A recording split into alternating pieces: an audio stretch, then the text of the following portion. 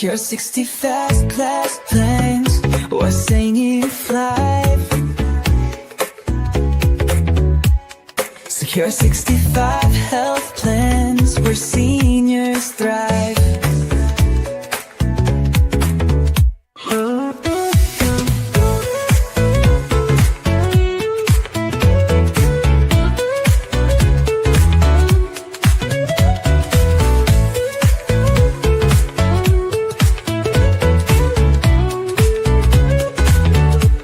Secure 65 health plans where seniors thrive.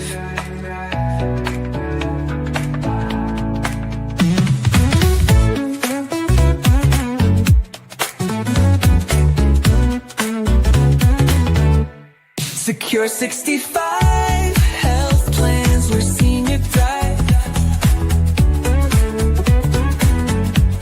Secure 65 health plans where seniors thrive.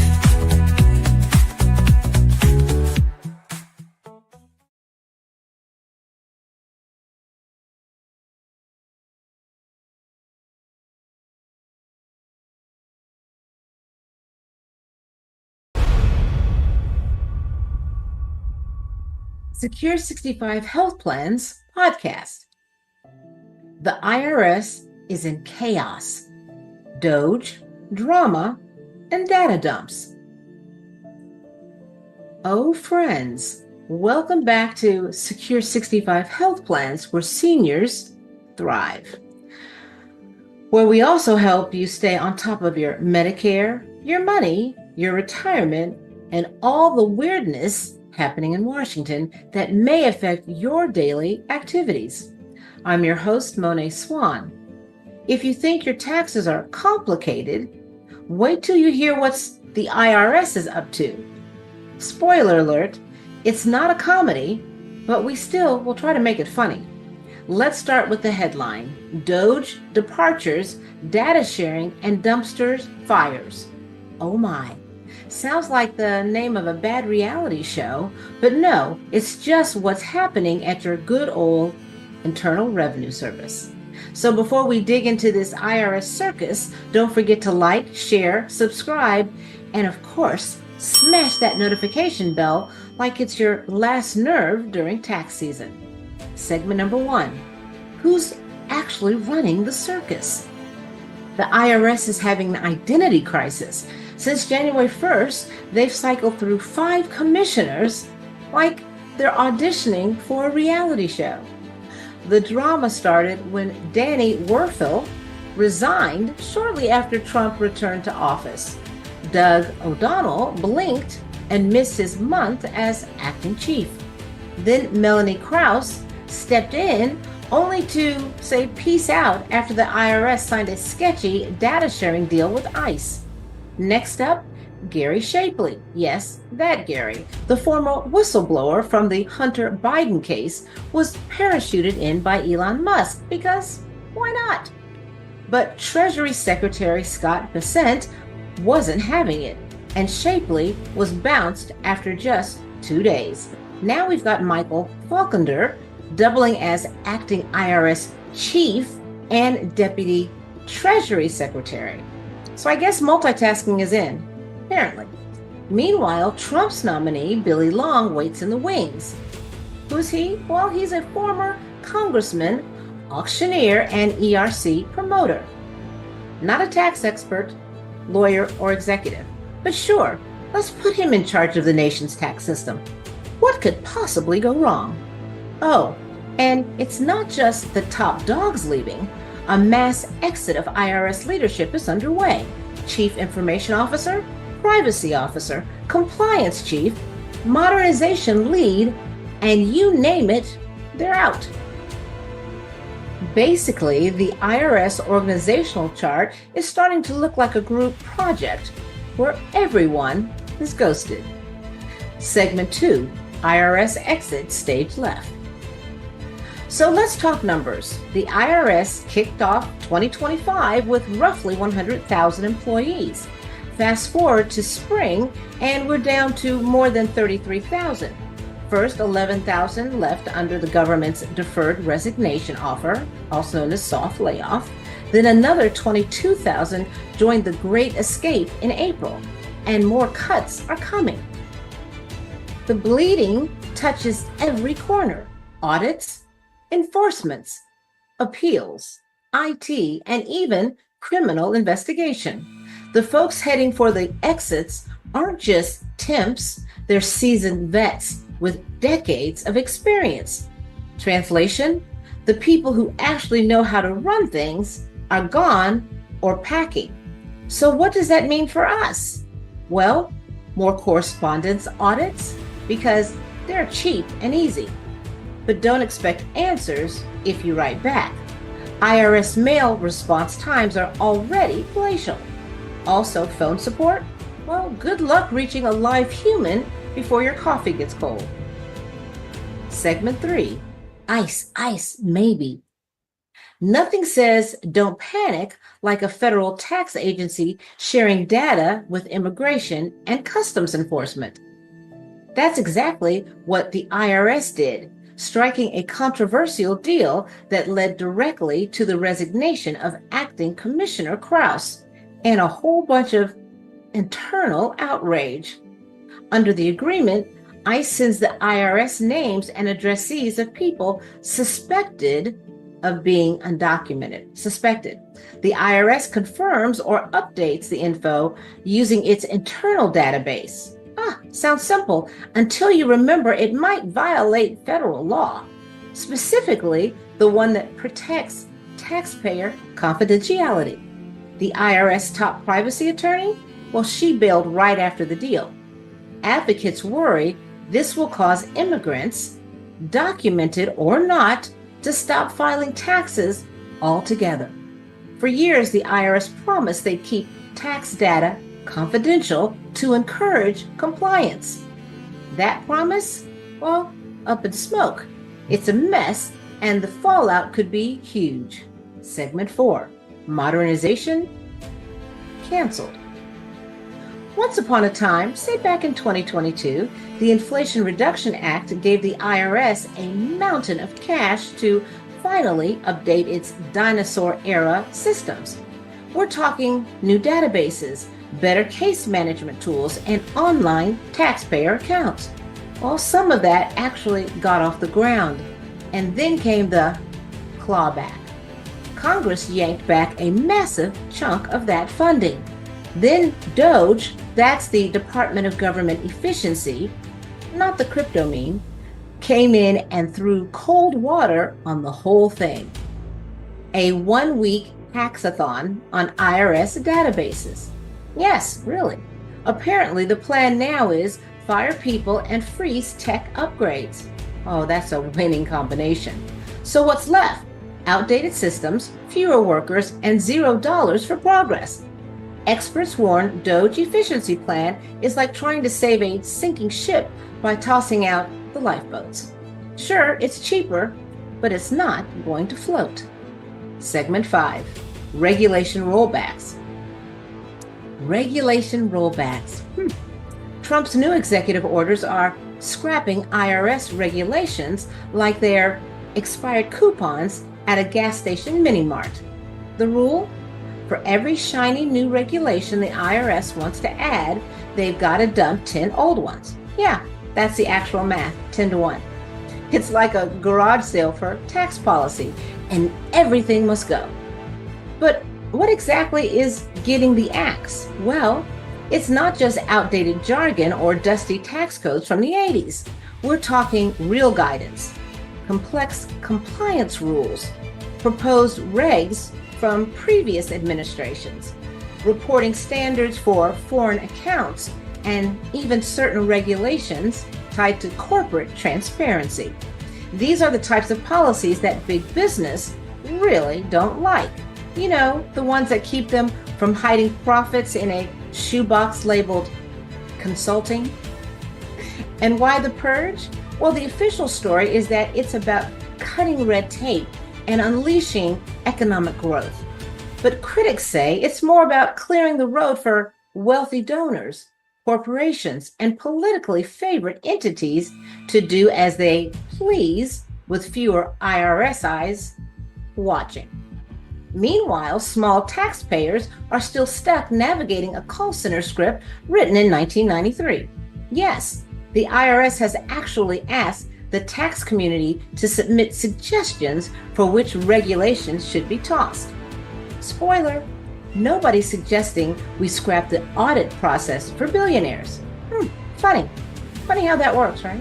So while we're promised efficiency, what we might really get is regulatory whiplash.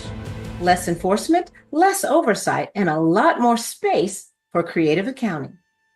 Segment 6, direct file, free, easy, and under fire. Is the IRS direct file program friend or foe? Now here's a concept. Free, easy tax filing through the IRS. Direct file. Sounds good, right? Well, apparently too good, because while regular folks are enjoying the simplicity of filing a 1040 from their couch with a smartphone, corporate lobbyists for tax software giants like TurboTax and H&R Block are sweating through their suits. And guess what? They're pulling strings. The Direct File program is a digital tool created with funding from the Inflation Reduction Act. It's available in 25 states, allows eligible taxpayers to file their federal returns online for free, and doesn't try to upsell you an audit protection plan every 5 minutes. But Trump's administration is seriously considering killing it. Why? Allegedly because it's inefficient. Real talk? It competes with billion-dollar private software companies that donate to political campaigns and spend big on lobbying. Republican lawmakers claim it's a government overreach. But critics of the critics say, wait, aren't you all about choice and competition?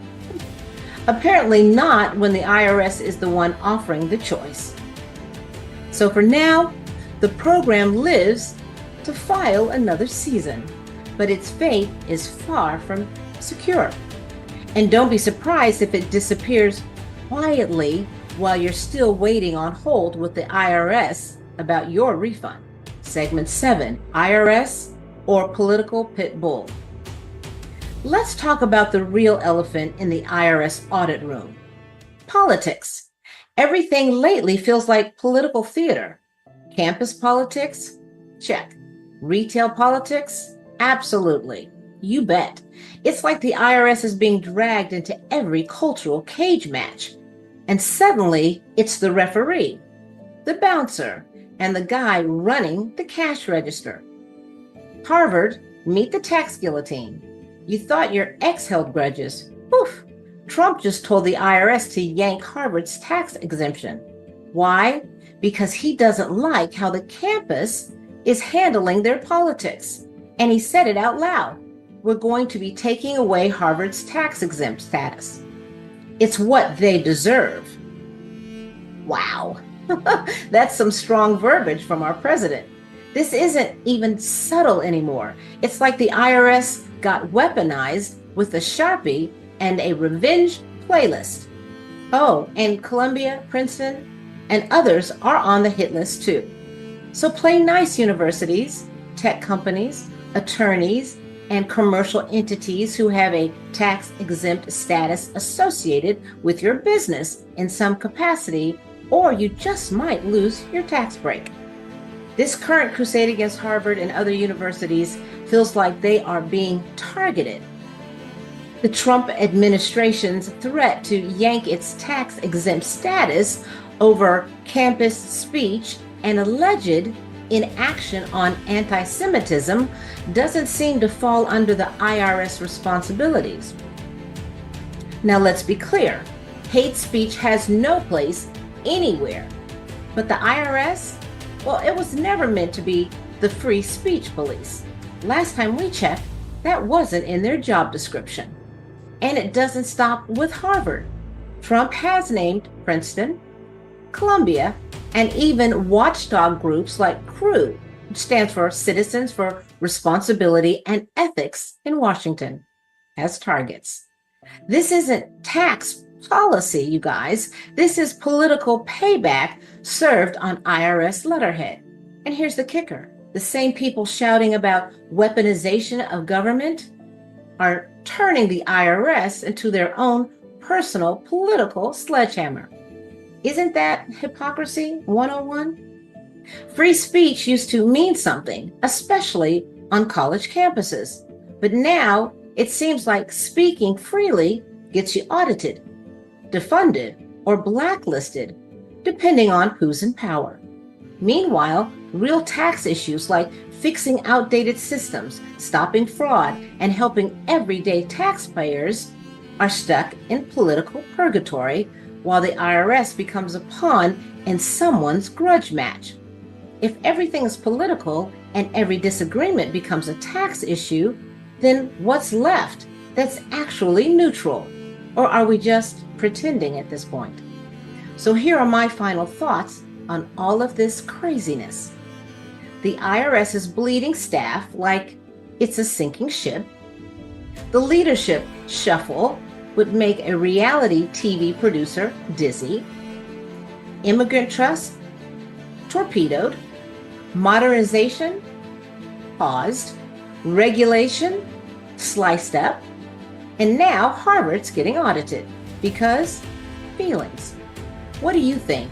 Is this the IRS doing its job? Or are we watching the agency get pulled into a political tug of war with your taxes stuck in the middle? Drop your thoughts in the comments. Do you think this is right?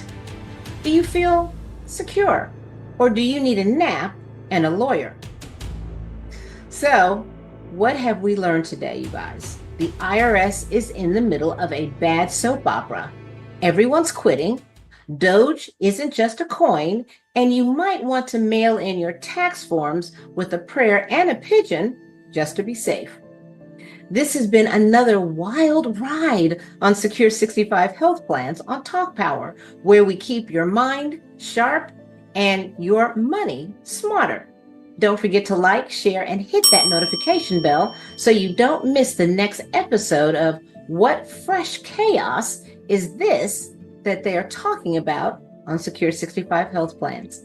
Until next time, protect your money, guard your peace, and maybe keep a backup copy of every tax form since 1993.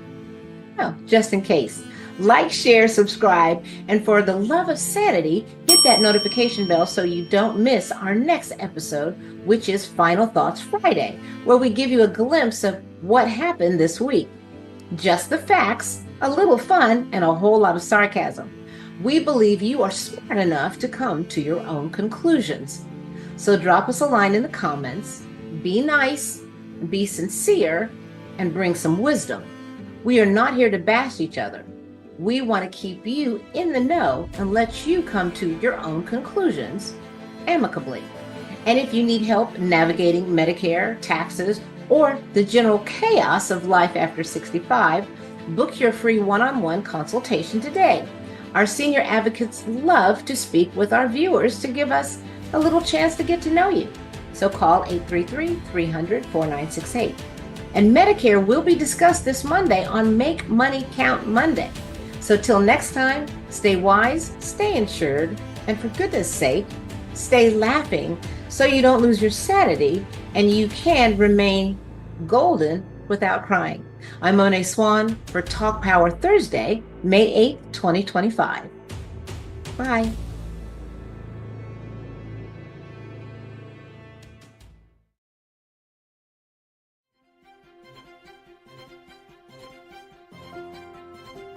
Collaborative Expansion Foundation, bringing people to truth through love and knowledge. We are a nonprofit organization. At Collaborative Expansion Foundation, we empower seniors by addressing their critical needs and fostering trusted relationships.